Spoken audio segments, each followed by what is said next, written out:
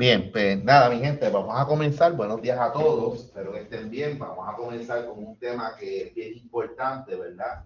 Dentro del punto de vista de la seguridad, porque no importa en qué área estemos trabajando, esto es un tema que tenemos que estar bien aware, máxime a todos ustedes que están trabajando o han trabajado con bases de datos.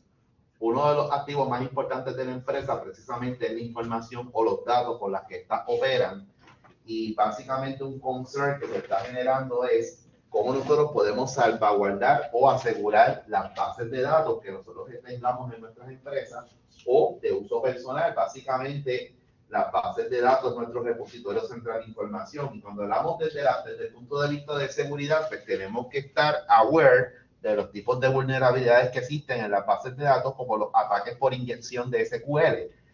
O sea, en este caso, ustedes usan SQL para básicamente crear la base de datos, crear las tablas, hacer las consultas, hacer, por ejemplo, vistas o esquemas, entre otras cosas, pero tenemos que tener mucha precaución porque, ok, estamos usando SQL, pero SQL de por sí tiene algunas vulnerabilidades, como se le conocen los ataques por inyección de código SQL o SQL Injection Attacks.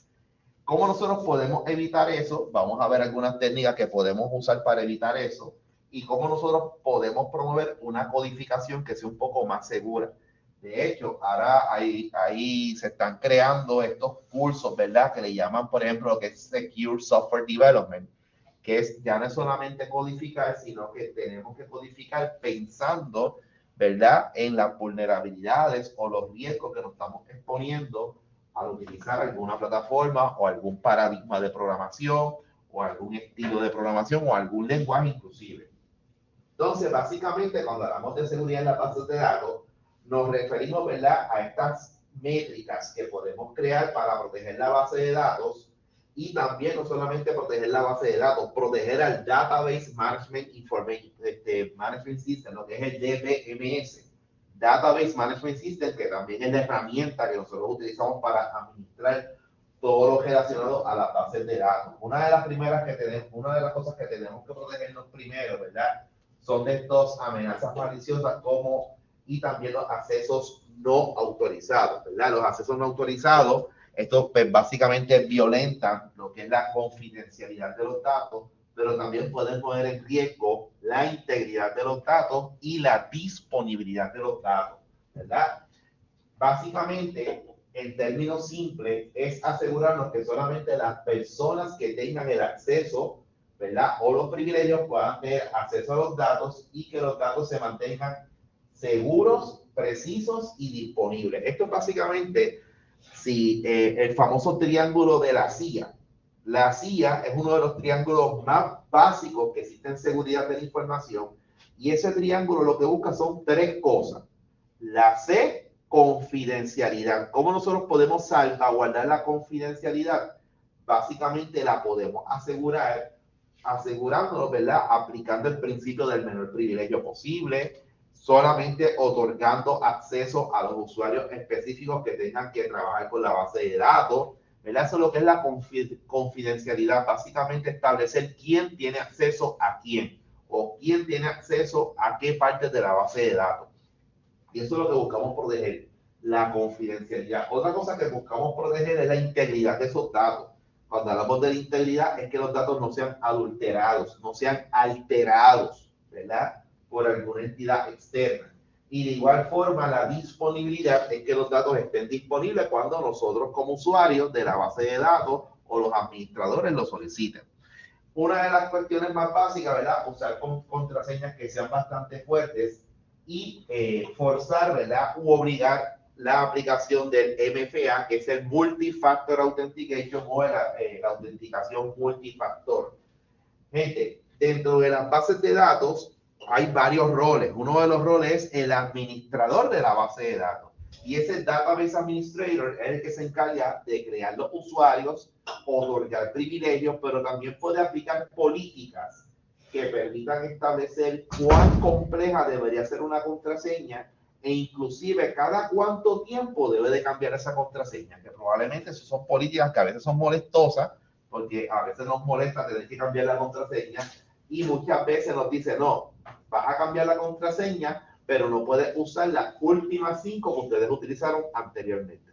O sea, que eso es lo que es el password history. O sea, que hay muchas políticas que a veces pues, sobrecomplican la cosa, pero de nuevo tenemos que velar por este activo que es bien importante.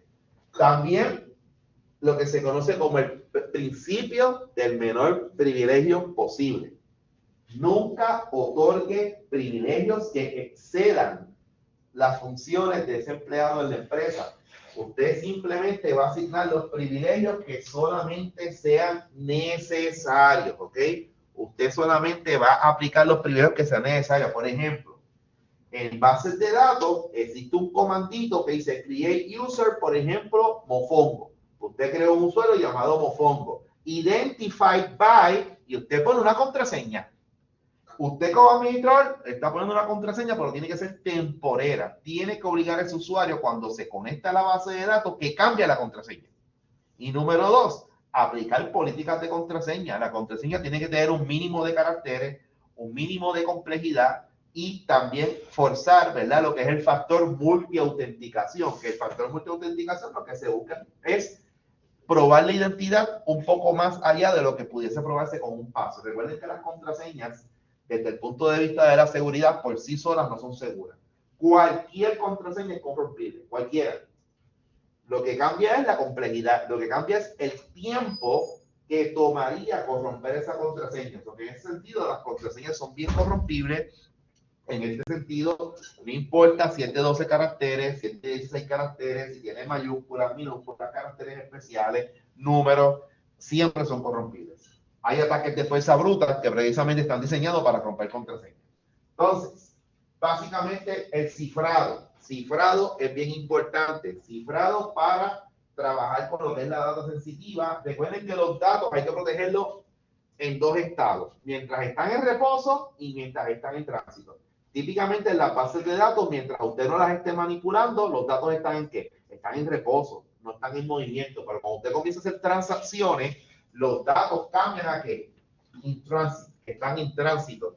Los datos empiezan a moverse de un punto A un punto B. O empiezan a copiarse de una base de datos a otra, de un sistema de backup a otro. Lo estamos migrando a la nube. Bien importante, los datos hay que cifrarlos. Cifrarlo, básicamente hay varios algoritmos de cifrado. Está el algoritmo de Caesar, está el de Playfair, están los algoritmos de Advanced Encryption Standard, Data Encryption Standard, que eso lo vamos a ver más adelante, para que ustedes sepan, ¿verdad?, cómo pueden enmascarar esa data para que no sea fácilmente legible. Bien importante los backups, mi gente, desde el punto de vista de la seguridad y las bases de datos, lo más que le puede salvar la vida a usted ante cualquier incidente son los backups, mi gente. Si no hay backup, muchas veces no hay salvavidas. La realidad es que el incidente puede ocurrir, el ataque puede ocurrir, el SQL injection puede ocurrir, el malware, podemos ser víctimas de malware, podemos ser víctimas de phishing. Gente, eso puede ocurrir. Aquí lo que tenemos que, no es que nos ocurre el ataque, es cómo reaccionamos después, ¿verdad? Cómo podemos continuar, ¿verdad?, con las operaciones rudimentarias a pesar de que ese ataque ocurrió, ¿verdad? Y hacer las pruebas de restauración. Una cosa es hacer el backup, pero también tenemos que probarlo, porque de nada vale que tú tengas 5 backups que nunca los probaste y a la hora de la verdad, cuando los necesitas, no funcionan. Que de hecho, personalmente, a mí me ha pasado. Por ejemplo, una vez yo trabajé con un hospital una vez en una infraestructura, se hizo un plan de backup y el plan de backup estaba bien lindo, escrito en un papel y la realidad es que los backups estaban, pero ¿qué pasa? Que no nos percatamos que el backup se hizo en un formato que cuando se intentó recuperar el sistema operativo no lo reconocía. Entonces, pues de nada valió tener ese backup, porque de nuevo, nunca hicimos las pruebas a tiempo para determinar si el backup realmente funcionaba y se podía recuperar la data. Y entonces la CIA, lo que les mencioné, la CIA, la C de confidencialidad, que no haya liqueo de la información, básicamente que solamente las personas que tienen el acceso puedan tenerlo. La integridad, que no se adulteren los datos, que no se alteren los datos, por ejemplo, que no se altere el seguro social, que no se altere el número de pacientes, que no se altere el diagnóstico. Y la disponibilidad es que esté disponible, ¿verdad?, cuando los datos se requieran o se necesiten.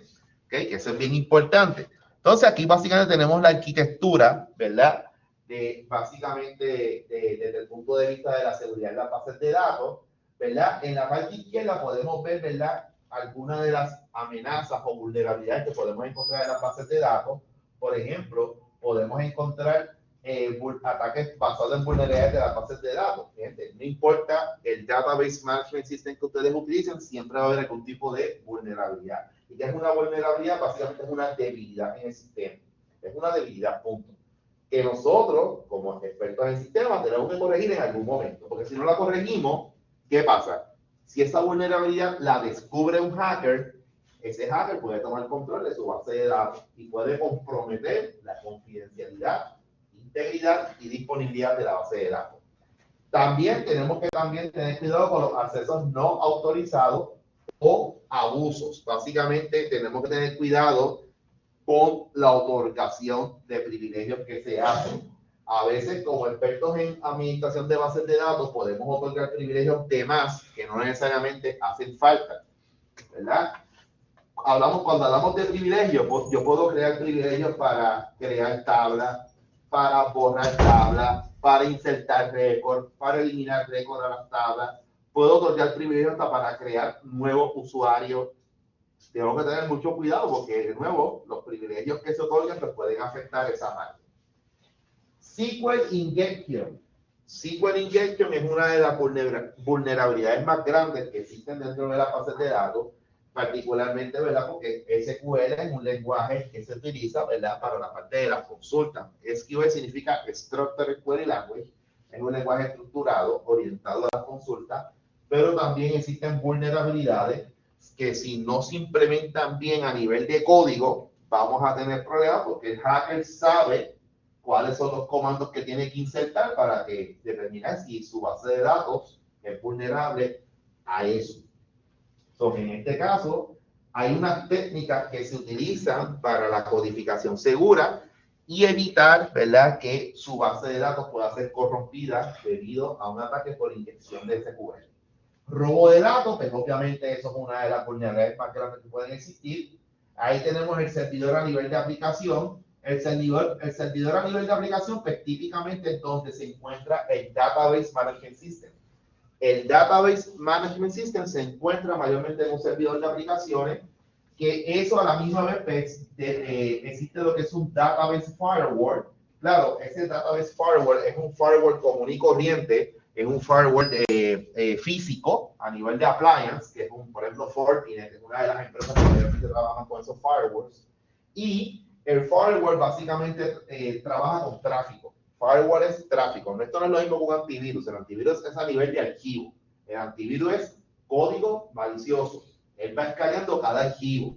Pero el firewall trabaja diferente. El firewall es con tráfico. Él establece el tráfico que entra y el tráfico que sale. O sea, que en este caso, él controla el tráfico que va directo a las bases de datos. ¿Ok? Y eso, pues, a nivel de firewall, usted establece unas reglas. Reglas que pueden ser tan específicas hasta la hora en que usted puede entrar a la base de datos. O sea, hasta la hora que tú puedes entrar a la base de datos, tú lo puedes poner en una regla. ¿Ok? Cantidad de usuarios que pueden entrar simultáneamente a la base de datos también se puede colocar en el firewall. Hasta la región, yo puedo filtrar los IP addresses. Por ejemplo, si yo puedo decir que solamente los usuarios que están dentro de la empresa pueden entrar a la base de datos. Porque usted en su casa no puede entrar. Si está fuera de la compañía, no puede entrar. O sea que el firewall es reglas. Usted establece reglas de cómo controlar ese tráfico, ¿verdad? Quiénes pueden entrar, a qué hora. Por eso que muchas veces cuando estamos trabajando con el firewall, típicamente definimos primero cuáles son las horas operacionales de la empresa. ¿Cuán temprano puede entrar un empleado? ¿Cuán tarde se puede ir? Por ejemplo, eso lo podemos definir en el horario de acceso. ¿Verdad? Y todo eso son políticas. Y al final de cuentas tenemos el servidor remoto, típicamente el storage server a nivel remoto. Para los bloques, estos son para registros de eventos. En el sistema operativo Windows existe la herramienta que se llama Event Viewer, donde básicamente podemos visualizar todos los eventos como de auditoría, de login, de aplicaciones, de updates. Pues también a nivel de firewall, el firewall también me genera, ¿verdad?, una lista de eventos que nosotros podemos usar para correlacionar si hubo alguna falla o algo. ¿Ok? Bien. Básicamente, ¿verdad? Ahí tenemos un ejemplo, ¿verdad?, nuestras bases de datos pueden almacenar lo que son joyerías, récords de los clientes, finanzas, credenciales. So que, de nuevo, las bases de datos, de nuevo, el tipo de datos que podemos guardar y la cantidad de datos que podemos guardar, pues básicamente son infinitas posibilidades. O básicamente, la idea es que hay que tener mucho cuidado, ¿verdad? Si un hacker, ¿verdad? Toma ventaja de alguna vulnerabilidad, pues típicamente como por ejemplo, robo de datos, brechas en privacidad, esto puede causar, ¿verdad? Un daño a la reputación de la marca. Por ejemplo, a las compañías muchas veces no les conviene divulgar cuando fueron víctimas de algún ataque por inyección de SQL o algún ataque por robo de datos. Eso le ha pasado a T-Mobile, le ha pasado a AT&T, le ha pasado a agencias gubernamentales en Puerto Rico, agencias gubernamentales en los Estados Unidos. Y créame que cuando el usuario se entera de que la compañía fue víctima de algún ataque, pues como que uno, ¿verdad? La confianza la disminuye, ¿no? El diagrama que pudimos ver anteriormente pues muestra estos riesgos, ¿verdad? Como ataques por inyección de SQL, explotaciones de vulnerabilidades, abusos de privilegios, filtración de datos, que básicamente pueden atacar el servidor de aplicación, que es donde se aloja, ¿verdad? En ese servidor es donde se aloja básicamente el Database Management System. So que básicamente la idea de cómo nosotros podemos evitar que la base de datos quede totalmente expuesta, básicamente se coloca una especie de firewall. Básicamente, recuerden que también hay incidentes a nivel de ransomware. ¿Qué es el ransomware? Ransomware es un tipo de malware que muchas veces no hay forma de evitarlo. La realidad es que la mejor forma de evitarlo es mediante un backup. Esa es la mejor forma de usted protegerse de un ransomware, porque no es que existe una herramienta o un tool que detecte un ransomware, te lo voy a eliminar. No, no es así. So, que básicamente todo el tráfico básicamente se dirige a través de un firewall de base de datos que inspecciona y bloquea consultas que sean sospechosas y permite aplicar políticas. Y básicamente el Remote Log Server es el que se encarga de capturar todos esos eventos que pueden ocurrir a través del firewall. Recuerden que el firewall, no importa el tipo de firewall que exista, sea a nivel de software, como es el que incluye el sistema operativo Windows 11, que incluye el Windows Defender Firewall, como también, por ejemplo, un firewall físico de Fortinet, no importa el tipo de firewall que estemos utilizando, todos ellos son capaces de registrar eventos, y esos eventos se almacenan en una especie de Remote Log Server.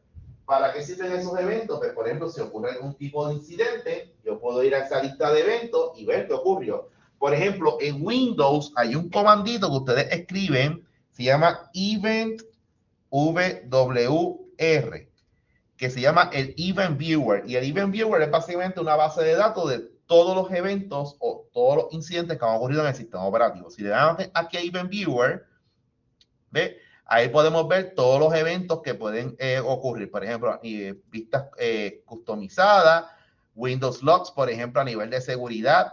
Vea, obviamente hay privilegios que no tengo porque yo tengo una cuenta Standard User, pero yo puedo ver todos los eventos a nivel de sistema operativo, eventos administrativos, eventos a nivel de aplicación, de seguridad, de configuración, de sistema, a nivel de aplicación. Y hay eventos, ¿verdad? Los eventos se clasifican, ¿verdad? Me gustaría ver si hay aquí alguno. ¿Ves? Por ejemplo, los eventos se clasifican, por ejemplo, como informacionales, advertencias, que son warnings.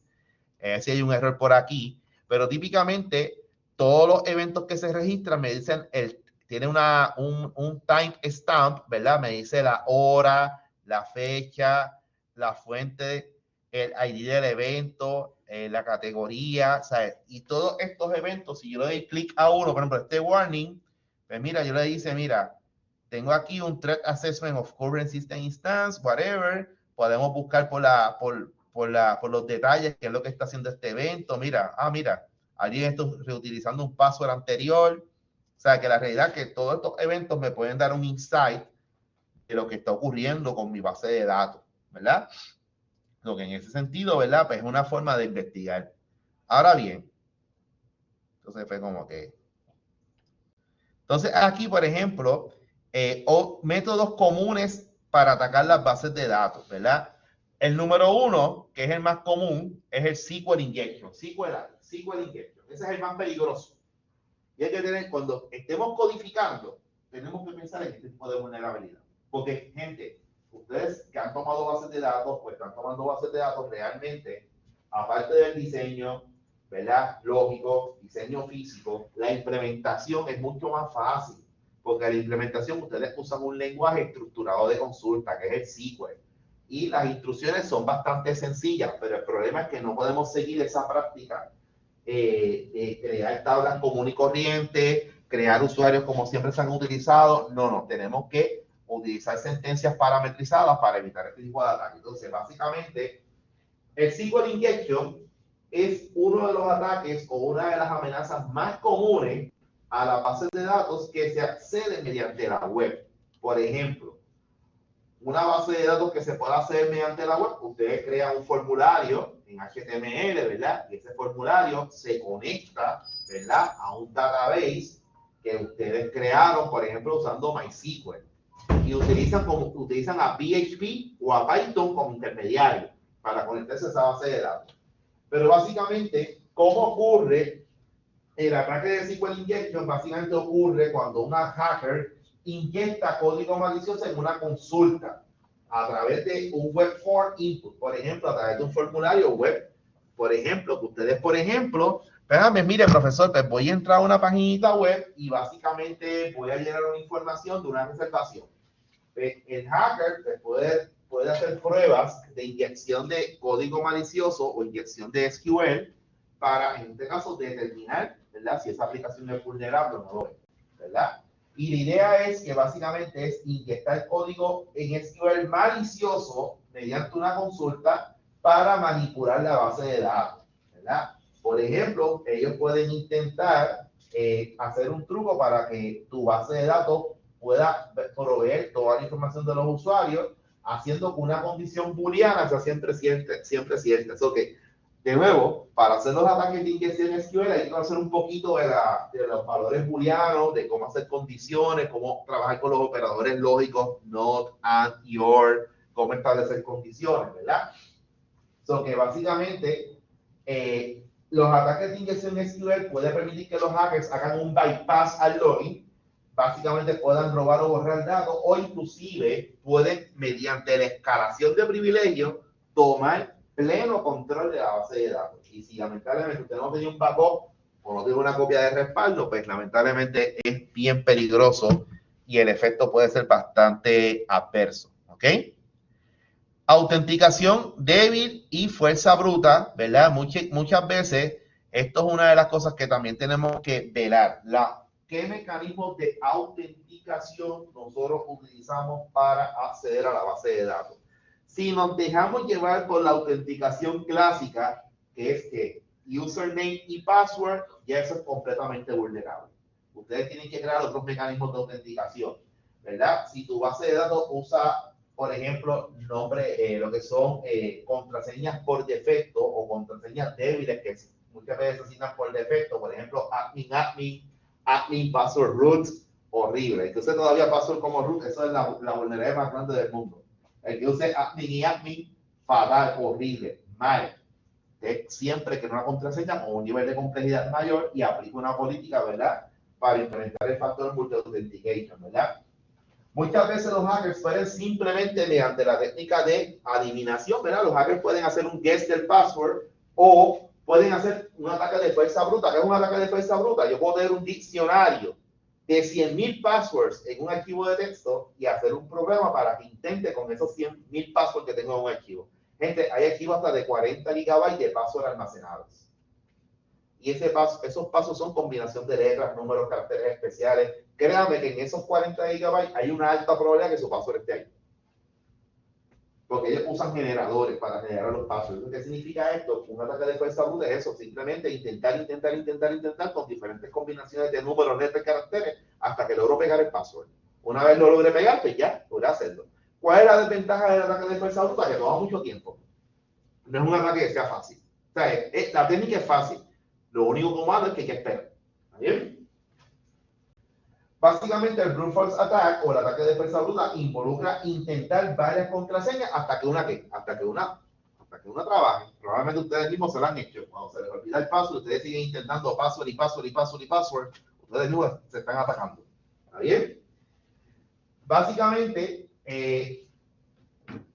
bien importante, ¿verdad? Hay que tener una conciencia de ciberseguridad, ¿verdad? Hay que evitar usar passwords que sean bastante comunes o passwords cuya complejidad no sea muy alta. O sea, hay que tener mucho cuidado que la complejidad debe ser lo más elevada posible para evitar que sea fácil para los hackers, ¿verdad? En este caso, lograr su cometido de atacar. También tenemos la parte de abuso de privilegios, lo que es una amenaza interna.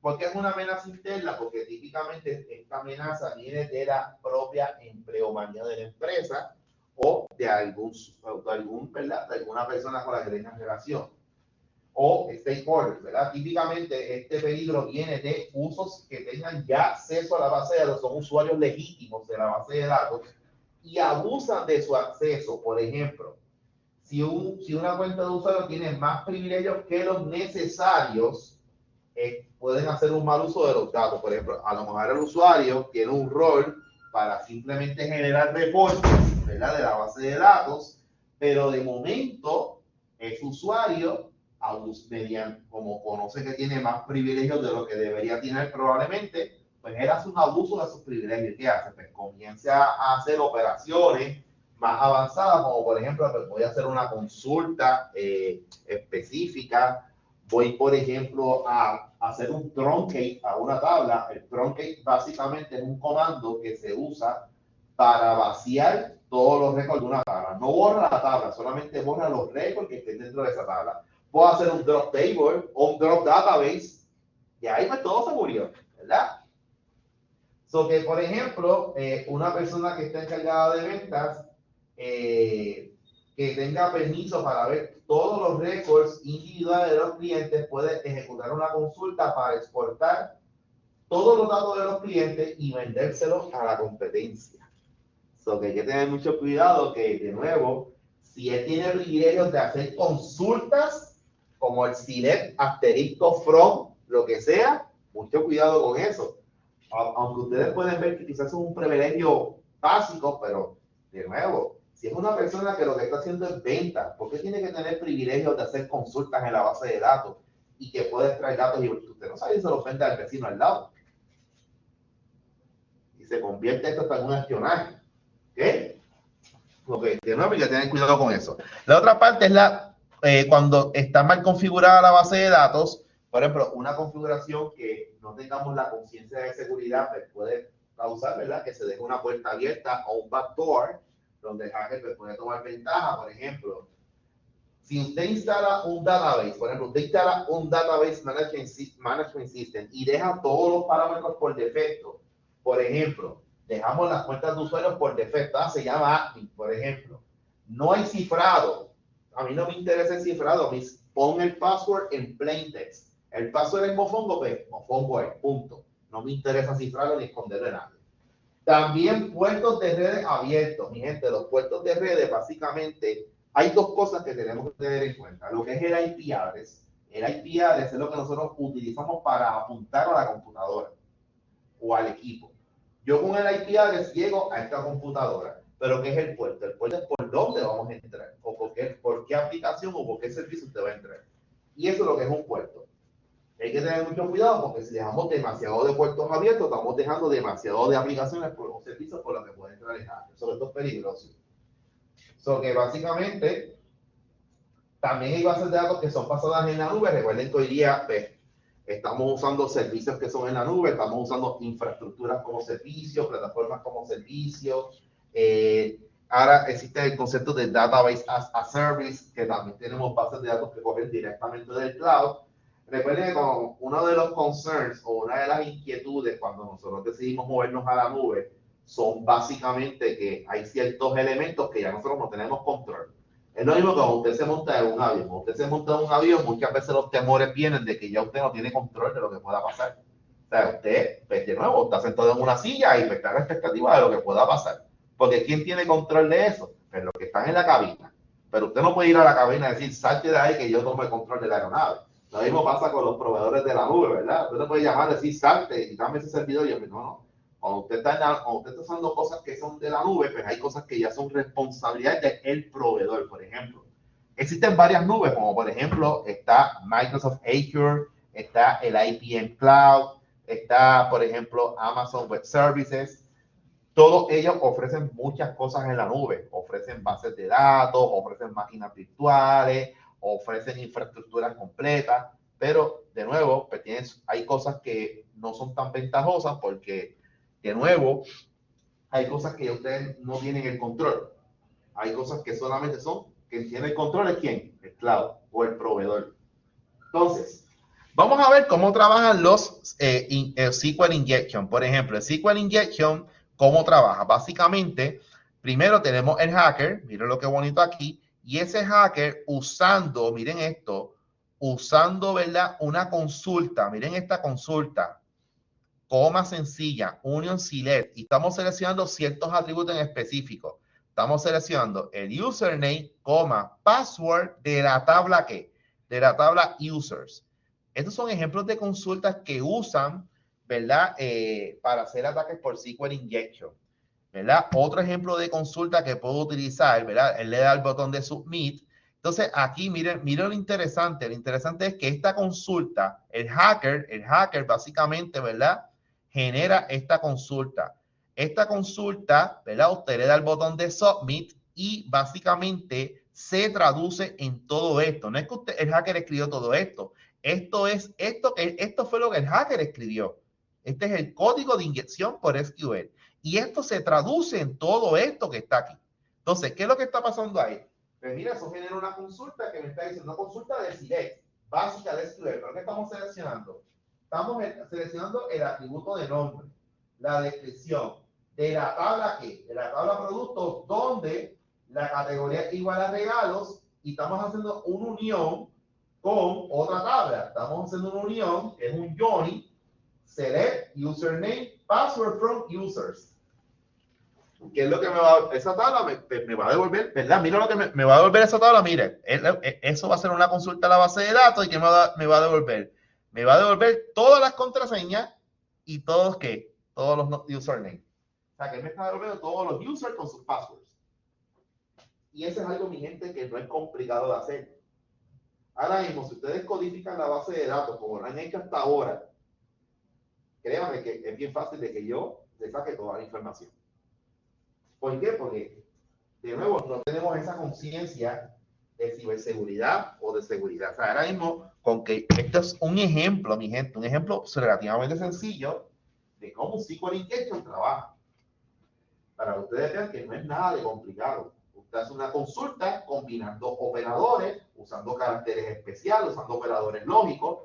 Usted le da submit a esa consulta, se traduce a otra consulta que va directamente a la base de datos y miren, mira lo que me está devolviendo, porque me devuelve todas las contraseñas y todos los nombres de usuario.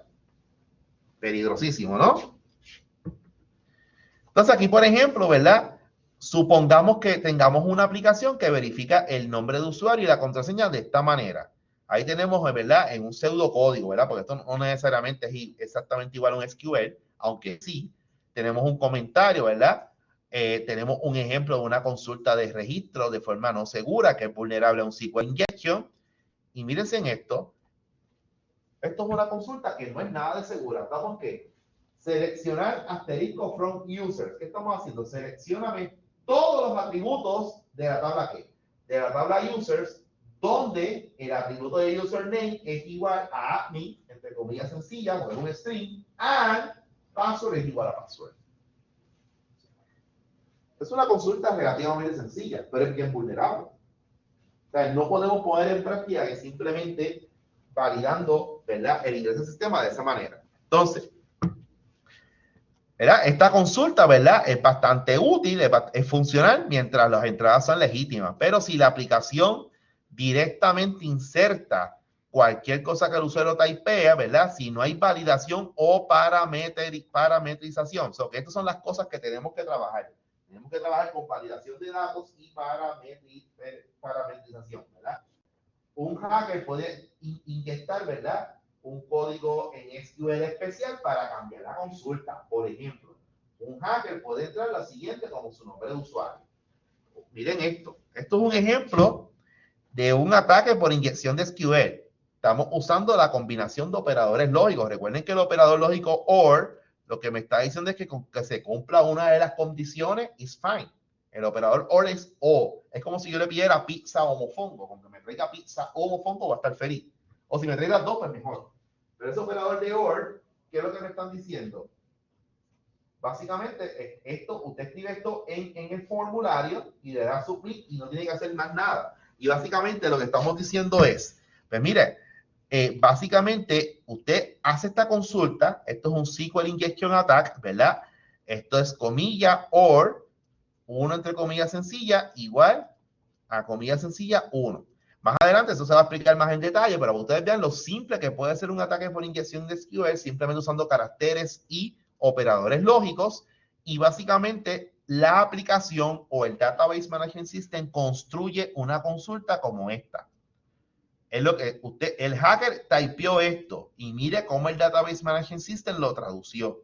Ah, mira, sería, tú lo que le estás diciendo es select asterisco from user, seleccioname todos los atributos de la tabla usuarios, donde el username no hay nada, está en blanco, or, en este caso, 1 es igual a 1, y esto que está aquí es para que él vea esto como un comentario, ¿ok? Porque estamos dejando el password en blanco, ¿ok? Entonces, ¿qué estamos haciendo aquí? Pues básicamente están explicando, ¿verdad? Todas las partes, ¿verdad? Tenemos el input del atacante o del hacker, este es el input de él. El intento original es esto que está aquí. Me dice, ah, mira, seleccioname todos los atributos de la tabla usuarios donde, ¿verdad? Donde el username se iguala a input y el password se iguala a input. Eso es lo que él intentó. Input es lo que reciba del form. El query que fue inyectado efectivamente fue este que está aquí, ¿verdad? Esto que está aquí, recuerden que esto que está aquí es para que esto es un comentario. Todo lo que está a la derecha de esto aquí resulta que es ignorado. Esto se ignora. ¿Ok? Entonces, la condición que se evalúa es el username, que es igual a or 1 es igual a 1. Pues obviamente, ¿por qué? Esto que está aquí es la condición. 1 siempre va a ser igual a 1. Por lo tanto, me está diciendo donde el username está en blanco o 1 es igual a 1. So que básicamente me devuelve, eso es cierto, eso es una condición que es cierta. So que básicamente siempre va a ser cierto. Y el resultado, pues, la cláusula de Word hace un macheo y la autenticación hace un bypass a la autenticación. O sea, en este caso, nosotros estamos haciendo un bypass a la autenticación para evitar, ¿verdad? Tener que tener los credenciales de acceso. O sea, no nos hace falta ni tener los credenciales de acceso. Aquí estamos haciendo un bypass. Ok. ¿Cómo nosotros podemos evitar esto? ¿Verdad? En este caso, ¿cómo nosotros podemos evitar un poco esto? Pues básicamente, ahí entramos, ¿verdad? Con lo que es la seguridad en las bases de datos. Básicamente incluye lo que es la autenticación fuerte, la autorización basada en roles, ¿verdad? Lo que es el principio del menor privilegio, lo que es el cifrado de la información debe ocurrir en ambos estados. Recuerden que la información puede estar en reposo, que es cuando está almacenada en una base de datos y no hay interacción con ella, o cuando está en tránsito, que es cuando se pasa de un punto A a un punto B. También la auditoría, la visualización de eventos o registro de eventos, lo que son los NAC. Los NAC significa Network Access Control, o los controles de acceso a la red que se implementan mediante los firewalls o los virtual, los VPC, que son esto tiene que ver, ¿verdad?, con una tecnología que incluye dentro del firewall. Y bien importante los backups, que se hagan pruebas a los backups. Si no se hacen pruebas, de nada vale tener un backup que ustedes nunca le hayan hecho pruebas. Pero los firewalls son bien importantes porque el firewall es lo que permite controlar y filtrar el tráfico, tanto que entra como el que sale, tanto lo que es el inbound como el outbound. Por ejemplo, si ustedes van al firewall de Windows, ustedes escriben firewall.cpl y ustedes entran a esta herramientita, van aquí a los Advanced Settings. Claro, obviamente me va a pedir permiso. Vamos a ver si me deja entrar. Vale, es que eso es el administrador que me está bloqueando aquí. Pero de igual forma, el firewall, ustedes van aquí a los Advanced Settings y hay unas reglas que ustedes pueden configurar el tráfico del inbound y el outbound, ¿ok? Entonces, ¿cómo nosotros podemos trabajar con la seguridad de la base de datos? Tenemos todos estos puntos. Primero, usar autenticación fuerte y accesos de control, ¿verdad? Los access control básicamente se controlan con el firewall. Autenticación fuerte, pues ahí entramos con lo que es el multifactor authentication que nos puede ayudar. El principio del menor privilegio. Eso, mi gente, si usted se certifica hasta por Network Plus de CompTIA, les van a hablar mucho del principio del menor privilegio posible. Nunca se deben asignar privilegios que excedan, ¿verdad? Las tareas rudimentarias que hace la persona. Bien importante, configuración segura y lo que es el endurecimiento del sistema, lo que es el hardening. ¿Qué es el hardening? Básicamente esto puede consistir en que el Database Management System esté completamente actualizado, tenga los últimos patches de seguridad y que la configuración se haga utilizando parámetros seguros. Bien importante, mantener actualizado el software que ustedes utilizan para manejar la base de datos. Bien importante, habilitar el cifrado, tanto para los datos cuando están en tránsito como cuando están en reposo. Y bien importante, haga un backup de su base de datos. Mi gente, los backups, hay estrategias para hacer los backups. El backup, el primero, debe ser en sus premisas. ¿Qué es en sus premisas? Que esté ubicado en el mismo lugar de su empresa donde están los servidores. Otra forma de backup debe ser off-site. ¿Qué significa un backup off-site? Puede ser un backup en la nube o en otra instalación externa que no esté ni en la misma zona geográfica. Para eso se desarrolla un plan de contingencia, porque de nada vale hacer un backup, por ejemplo, si está en Bayamón, hacerlo en Guaynabo, porque están básicamente en la misma zona geográfica y cualquier cosa que pueda ocurrir, pero puede ocurrir tanto en Bayamón como en Guaynabo. Entonces, que básicamente, y bien importante asegurar los backups. Hoy día la práctica es que se hace el backup en la nube. Usar los servicios del cloud para almacenar todo en la nube y hacer un backup. ¿Está bien? So, básicamente, ¿verdad? También, ¿verdad? Tenemos, por ejemplo, imagínense que un hacker, ¿verdad? Logró obtener acceso a cuentas, a contraseñas de cuentas que son en un archivo en modo solo lectura. Si usted hubiese seguido el principio del menor privilegio, ¿verdad? Básicamente esta cuenta no puede modificar o llevarse o extraer toda la data. Si usted tiene herramientas de monitoreo, podemos entonces registrar el evento de esa actividad inusual. Y si la data está cifrada, pues básicamente una de las ventajas del cifrado es que aunque yo me robe esos datos, yo me puedo robar los passwords, pero si están cifrados, pues son useless. Porque, de nuevo, hay varios algoritmos de cifrado. La persona que se robó el password de primera instancia no va a saber con qué algoritmo se cifró. Que muchas veces, si no tenemos las llaves para descifrarlo, pues aunque yo te haya robado el password cifrado, pues es useless, no puedo hacer nada con él. Y básicamente el backup, que el backup es lo más que nos puede proteger contra un ataque de ransomware. Básicamente recuerden que el ransomware, si buscamos aquí en la web para que ustedes vean rapidito lo que es un ransomware, vamos a buscar aquí ransomware.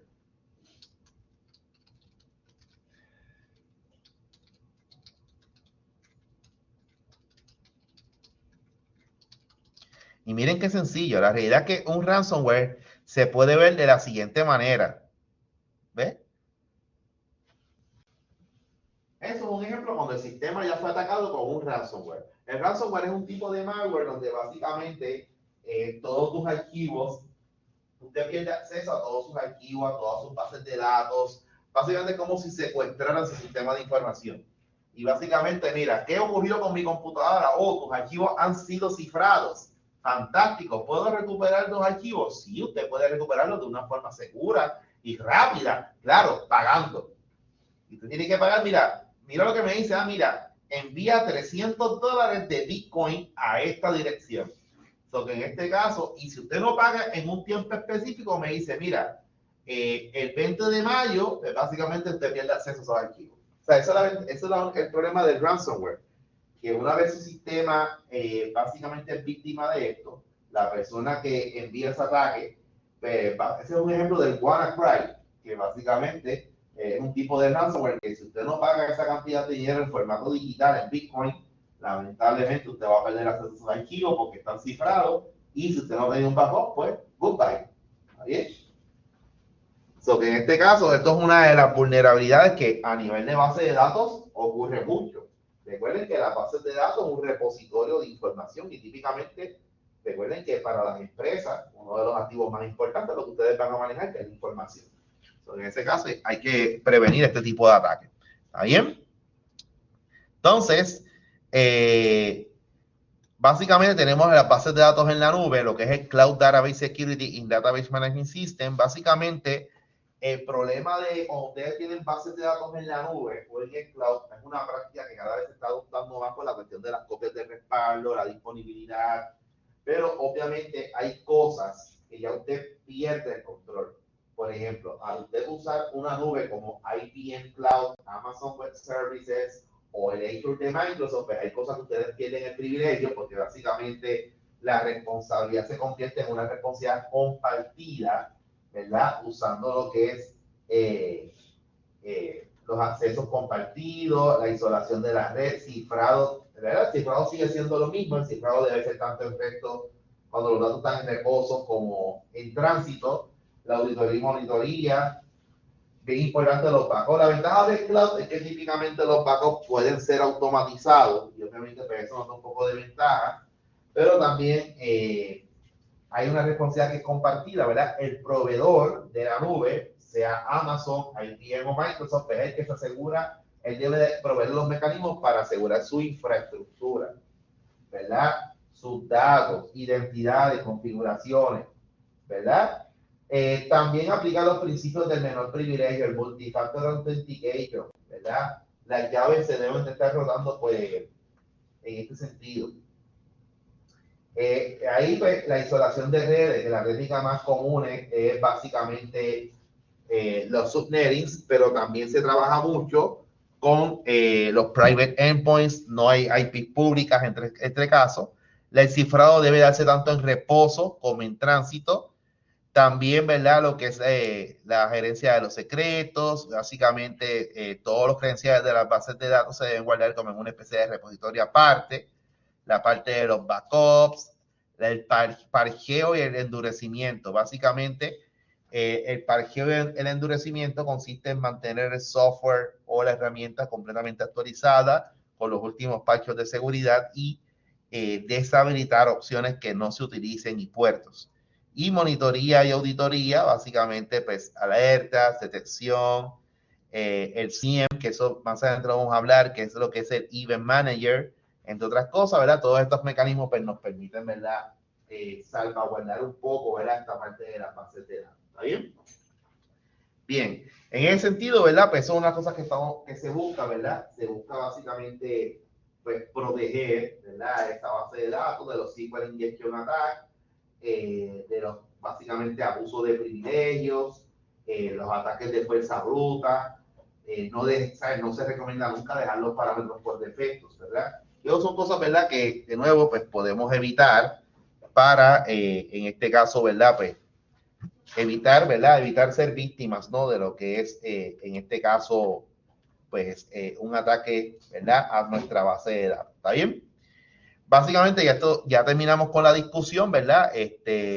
No sé si tienen cualquier duda o pregunta sobre el tema, un tema que es bien importante, un tema bien pertinente, porque mayormente pues, ustedes van a estar trabajando con bases de datos, o sea, no importa si usted va a ser un full stack developer, si va a ser un database administrator, si va a ser un software developer, si va a ser, por ejemplo, se va por el área de cybersecurity, siempre hay una base de datos de por medio, o sea, siempre va a haber una base de datos.